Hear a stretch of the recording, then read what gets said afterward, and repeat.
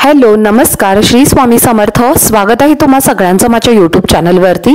आजचा दिवस तुम्हा सर्वांना खूप छान सुखाचा आणि आनंदाचा जाऊ देत हीच मी स्वामींच्या चरणी प्रार्थना करते आणि आजच्या व्हिडिओला सुरुवात करते। पण त्या अगोदर तुम्ही माझ्या चॅनलवरती जर नवीन असाल तर चॅनलला सबस्क्राइब नक्की करा। त्याचबरोबर कमेंटमध्ये श्री स्वामी समर्थ लिहायला अजिबात विसरू नका।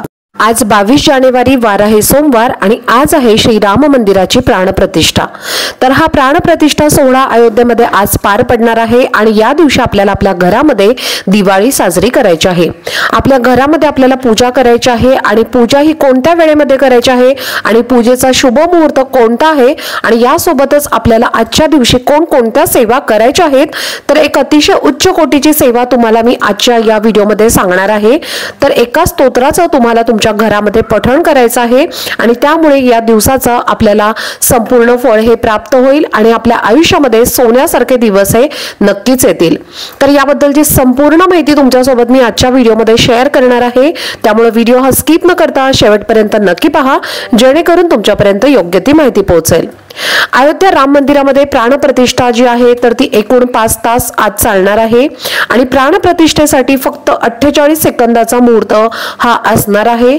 तर आज सकाळी 12:29 ते 12:30 हा वेळ असणार आहे। एकूण 84 सेकंदाचा हा वेळ असणार आहे आणि या वेळेमध्ये प्राणप्रतिष्ठा केली जाणार आहे। रामलल्लाची स्थापना झाल्यानंतर महापूजा होणार आहे आणि महाआरती सुद्धा यानंतरच होणार आहे। तर आपल्याला आपल्या घरामध्ये पूजा कोणत्या वेळेमध्ये नक्की करायची आहे तर पहा, आपल्या मूर्तीची प्राणप्रतिष्ठा म्हणजे स्थापना जी आहे तर ती आपल्या घरामध्ये पूजा करायची आहे। म्हणजे दुपारी 12:30 वाजल्यानंतर ते रात्री 7 ते 8 वाजेपर्यंत तुम्ही ही पूजा कधीही करू शकता। जेव्हा तुम्हाला वेळ मिळेल तेव्हा तुम्हाला ही पूजा या वेळेमध्ये करायची आहे। आता तुम्हाला जर संध्याकाळी तुम्ही ही पूजा करण्याचा प्रयत्न करा तुमच्या घरामध्ये सूर्यास्तानंतर म्हणजे संध्याकाळी 5 नंतर तुम्ही ही पूजा करण्याचा तुमच्या घरामध्ये प्रयत्न करा। पण जर तुम्हाला संध्याकाळच्या वेळेमध्ये शक्य नाही झालं तर रात्री 12 वाजेपर्यंत तुम्ही ही पूजा केव्हाही केली तरी सुद्धा चालेल। आता ही पूजा आपल्याला कशी करायची आहे तर सर्वप्रथम आपल्याला आपल्या घरामध्ये रामाचा फोटो असेल किंवा मूर्ती असेल तर तो घ्यायचा आहे। एक पाट घ्यायचा आहे किंवा चौरंग घ्यायचा आहे। त्याच्या खाली आपल्याला एक स्वस्तिक काढायचा आहे। त्याच्यावरती आपल्याला हा पाट किंवा चौरंग ठेवायचा आहे आणि त्याच्यावरती आपल्याला एक ऑरेंज कलरचं म्हणजे केशरी रंगाचं जे वस्त्र आहे तर ते आपल्याला त्याच्यावरती अंतरायचं आहे आणि त्याच्यावरती आपल्याला हा फोटो किंवा मूर्तीची स्थापना करायची आहे। आणि त्याचबरोबर तुम्ही तुमच्या देवघरामध्ये सुद्धा ही पूजा मांडू शकता किंवा सेपरेटली मांडली तरीही चालेल। त्यानंतर आपल्याला एक श्रीराम ज्योत सुद्धा आपल्याला लावायची आहे। तर ती कशी लावायची आहे याबद्दलचा डिटेल व्हिडिओ तुमच्यासोबत मी ऑलरेडी शेअर केलेला आहे। तुम्ही जर तो व्हिडिओ पाहिला नसेल तर नक्की आपल्या चॅनलला व्हिजिट करून बघा। त्याची लिंक सुद्धा तुम्हाला मी डिस्क्रिप्शन बॉक्समध्ये देईन, तिथे जाऊन सुद्धा तुम्ही चेक करू शकता। आणि यासोबतच आपल्याला आज संध्याकाळी 5 दिवे सुद्धा लावायचे आहेत आणि कोणत्या ठिकाणी ते लावायचे आहेत तर यावरचा सुद्धा डिटेल व्हिडिओ तुमच्यासोबत मी शेअर केलेला आहे, तुम्ही तो नक्की बघा। आता ही सगळी पूजा झाल्यानंतर आपल्याला आज संध्याकाळी म्हणजे सूर्यास्तानंतर म्हणजे संध्याकाळी आपण जेव्हा ही पूजा करणार आहोत आज दुपारी 12:30 वाजेनंतर तुम्ही जर पूजा केली तरी सुद्धा चालेल। पण श्रीराम ज्योत जी आहे तर ते आपल्याला संध्याकाळी लावायचं आहे। एक मोठा दिवा तुम्हाला घ्यायचा आहे आणि त्यामध्ये तुम्हाला कलाव्याची वात टाकायची आहे। त्यामध्ये तिळाचं तेल किंवा शुद्ध गाईचं तूप तुम्हाला घालायचं आहे आणि हा दिवा तुम्हाला अशा पद्धतीने प्रज्वलित करायचा आहे आणि प्रज्वलित केल्यानंतर हा आपल्याला अखंड संपूर्ण रात्रभर चालू ठेवायचा आहे। तर अशी आपल्याला पूजा मांडायची आहे। संपूर्ण रात्रभर आपल्याला ती पूजा तशीच ठेवायची आहे।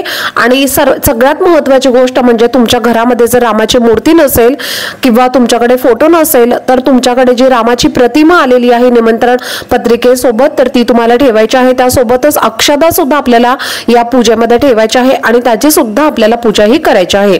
त्याचबरोबर आपल्याला आपल्या घरासमोर किंवा आपल्या गॅलरीमध्ये एक भगवा रंगाचा झेंडा सुद्धा लावायचा आहे आणि त्याचबरोबर गोमूत्र सुद्धा आपल्याला आपल्या घरामध्ये शिंपडायचं आहे। गोमूत्राची जी बॉटल आहे तर ती कोणत्याही पूजेच्या साहित्याच्या शॉपमध्ये मिळते, तिथून तुम्हाला ती आणायची आहे किंवा घरामध्ये असेल तर ते तुम्हाला तुमच्या संपूर्ण घराच्या कोपऱ्यामध्ये शिंपडायचं आहे। त्यामुळे आपल्या घराचं पूर्ण शुद्धीकरण होतं आणि आपल्या घरामध्ये असणारी सगळी निगेटिव्हिटी सुद्धा यामुळे दूर होईल आणि आपल्या घरामध्ये सकारात्मक ऊर्जेचा म्हणजे पॉझिटिव्हिटी जी आहे तर ती निर्माण होईल।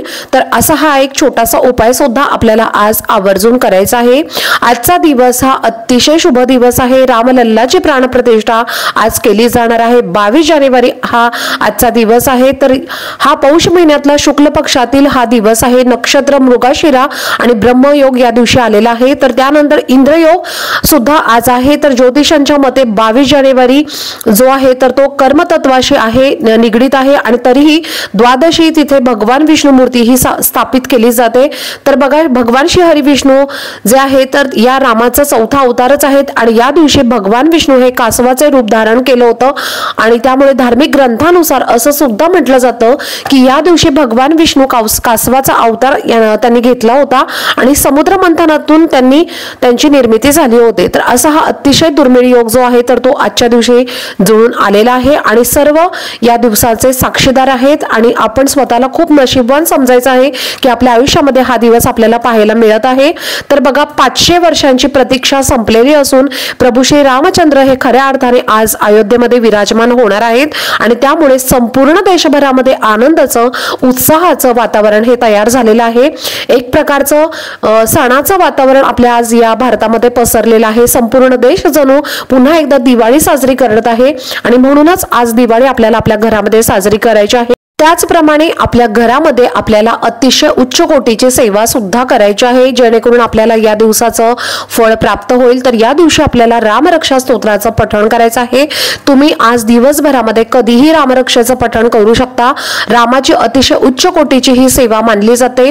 आपल्या घरामध्ये आपल्याला विषम संख्येमध्ये या स्तोत्राचं पठण करायचं आहे। 1, 3, 5 अशा पद्धतीने आपल्याला ह्याचं पठण करायचं आहे।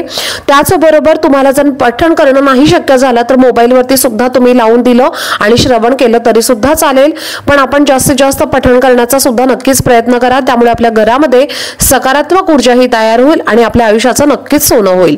तर त्या दिवसाचं फळ सुद्धा आपल्याला यामुळे प्राप्त होईल। तर त्यामुळे आपल्याला आजच्या दिवसभरामध्ये श्रीराम जय राम जय जय राम असा या मंत्राचा जप सुद्धा करायचा आहे। जेवढा तुम्हाला तुमच्या मनामध्ये हा जप करता येईल तेवढा तुम्हाला आज करायचा आहे। त्याबरोबरच तुम्ही मोबाईलवरती सुद्धा युट्यूबवरती हा मंत्र लावून ठेवला तरी सुद्धा चालेल, पण जास्तीत जास्त तुम्ही हा प्रयत्न करा मंत्राचा जप करण्याचा। त्याचबरोबर तुमच्या घरामध्ये जर मासिक धर्म असेल तर ही पूजा तुम्ही नाही केली तरी चालेल, पण घरातले जर इतर पुरुष किंवा इतर सदस्यांनी ही पूजा केली तरी सुद्धा चालेल। त्याचबरोबर स्त्रियांनी फक्त आपल्या मनामध्ये ज्यांना मासिक धर्म आहे तर त्यांनी आपल्या मनामध्ये नामस्मरण करायचं आहे। श्रीराम जय राम जय जय राम, श्रीराम जय राम जय जय राम या मंत्राचा जास्तीत जास्त आपल्याला जप करायचा आहे, तरी सुद्धा तुम्हाला याचं नक्कीच फळ हे प्राप्त होईल। तर बघा आपल्या भारतीयांचं अवघं जीवन जे आहे तर ते आज श्रीराममय झालेलं आहे। आज अयोध्येमध्ये प्राणप्रतिष्ठा सोहळा जो आहे तर तो संपन्न होणार आहे। 500 वर्षाहून अधिक वर्षानंतर श्रीरामांचं अयोध्येमध्ये राम मंदिर बनलेलं आहे। केवळ भारतातच नाही तर या सोहळ्याचा उत्साह आणि आनंदाचं वातावरण जे आहे तर ते या जगामध्ये आहे आणि आपल्या घरामध्ये आपल्याला म्हणून होईल तेवढी सेवा ही करायची आहे। आपल्या शेजारी जर रामाचं मंदिर असेल तर तिथे जाऊन आपल्याला या कार्यक्रमामध्ये सहभागी व्हायचं आहे। तुमच्या गावामध्ये हनुमानाचं जे मंदिर असतं, जे श्रीरामांचे भक्त आहेत, जे प्रिय भक्त आहेत श्रीरामांचे, जे हनुमान आहेत, तर त्यामुळे आपल्याला हनुमानाच्या मंदिरामध्ये जाऊन एक तुळशीची माळ आहे किंवा 11 तुळशीची पानं जी आहेत तर त्याच्यावरती आपल्याला कुंकवाने राम असं लिहायचं आहे आणि राम लिहून तुम्हाला ह्या तुळशीच्या पानांची माळ बनवायची आहे आणि ही माळ तुम्हाला घ्यायची आहे। एक दिवा तुम्हाला घ्यायचा आहे, त्यामध्ये तुम्हाला 4 वाती घालायच्या आहेत, म्हणजे चौमुखी दिवा तुम्हाला बनवायचा आहे। त्याच्यामध्ये तुम्हाला तूप घालायचं आहे आणि हा चौमुखी दिवा आणि एक तुळशीच्या पानांची माळ जी आहे तर ती आपल्याला आज हनुमानांना आवर्जून अर्पण करायची आहे। त्यामुळे सुद्धा श्रीराम प्रभू हे आपल्यावरती नक्कीच प्रसन्न होतील आणि हनुमानांचा सुद्धा आशीर्वाद आपल्याला प्राप्त होईल। तर त्यामुळे आज आवर्जून हनुमानांना एक तुळशीचं पान का होईना किंवा पानांची माळ ही आपल्याला आवर्जून अर्पण करायची आहे। असा हा एक दिवा सुद्धा आपल्याला आज लावायचा आहे। ज्या प्रकारे आपण दिवाळी साजरी करतो, गुढीपाडवा साजरा करतो, अगदी त्याच प्रकारे आज आपल्याला ही दिवाळी आणि गुढीपाडवा साजरा करायचा आहे।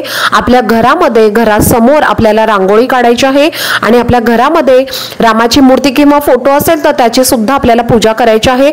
अयोध्येवरून आलेल्या अक्षतांची सुद्धा आपल्याला पूजा करायची आहे। निवेदन जे आहे तर त्याची सुद्धा आपल्याला पूजा करायची आहे आणि रामाचं जो प्रतिमा म्हणून आपल्याकडे सोबत आलेली आहे या निवेदनासोबत तर त्याची सुद्धा आपल्याला पूजा ही आजच्या दिवशी करायची आहे। तुमच्या अजून काही शंका असतील तर त्या सुद्धा तुम्ही मला कमेंट करून नक्कीच विचारू शकता। तर चला, झालेली सेवा ही मी स्वामी महाराजांच्या चरणी रुजू करते। आजचा व्हिडिओ जर तुम्हाला आवडला असेल तर व्हिडिओला जास्तीत जास्त लाईक, शेअर आणि चॅनलला सबस्क्राईब नक्की करा। भेटूयात पुढच्या व्हिडिओमध्ये, तोपर्यंत सर्वांना जय श्रीराम।